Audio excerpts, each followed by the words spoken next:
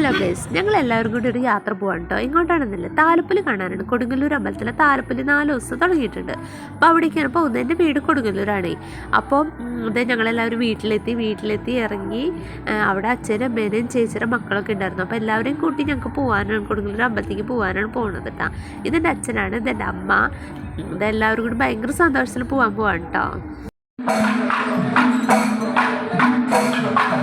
കുറുമ്പമ്പലത്തിൻ്റെ അവിടെ നിന്നാണ് ഉത്സവം ആരംഭിക്കുന്നത്. അപ്പോൾ അവിടെ ഒരു 5 ആന ഉണ്ടായിരിക്കും. അത് കഴിഞ്ഞ് അമ്പലത്തേക്ക് കയറുമ്പോൾ ഒരു 2 ആന കൂടും. അത് കഴിഞ്ഞ് വീണ്ടും കയറുമ്പോൾ 2 ആന കൂടും. അങ്ങനെ 9 ആനയാണ് ഉണ്ടാവുക കേട്ടോ.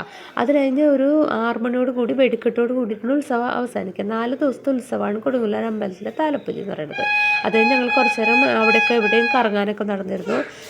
അതിലാണെന്ന് വെച്ചിട്ടുണ്ടെങ്കിൽ നിറയെ കടകളും സാധനങ്ങളൊക്കെ ഉണ്ടായിരുന്നു. ഒരുപാട് സാധനങ്ങളുണ്ടായിരുന്നു. അതൊക്കെ കണ്ടിട്ട് പിള്ളേർക്ക് അതിന് വേണം ഇത് വേണം എന്നൊക്കെ പറഞ്ഞ് നടക്കുമായിരുന്നു.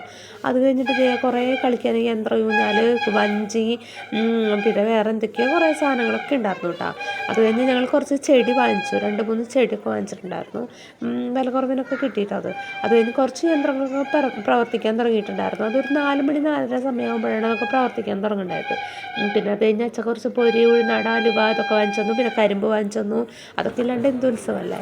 അത് കഴിഞ്ഞ് ഇതെന്ന് പറയുന്നത് ഡാവിഞ്ചി സുരേഷ് എല്ലാ വർഷവും ഉണ്ടാക്കി വയ്ക്കുന്നൊരു സംഭവമാണത്. ഇപ്രാവശ്യം ഉണ്ടാക്കി വെച്ചിരിക്കുന്നത് ഒരു 5-6 ഡോഗുകൾ ഇരുന്നിട്ട് ഒരു ജീപ്പിലിരിക്കുന്ന ഒരു സംഭവമാണ്. അതിലാണെന്ന് വെച്ചിട്ടുണ്ടെങ്കിൽ വൈകുന്നേരം ആകുമ്പോൾ അത് പ്രവർത്തിക്കുകയൊക്കെ ചെയ്യും കേട്ടോ. അതും കഴിഞ്ഞ് എല്ലാം കണ്ടു കഴിഞ്ഞിട്ട് ഞങ്ങൾ കുറച്ച് നേരം കൂടി ഉത്സവമൊക്കെ നിരന്ന് നിൽക്കണതൊക്കെ കണ്ട് ഉത്സവമൊക്കെ കണ്ടു കഴിഞ്ഞ് അങ്ങനെ പോന്നു. അപ്പോൾ അത്രേ ഉള്ളൂ guys. Tata, bye bye, see U.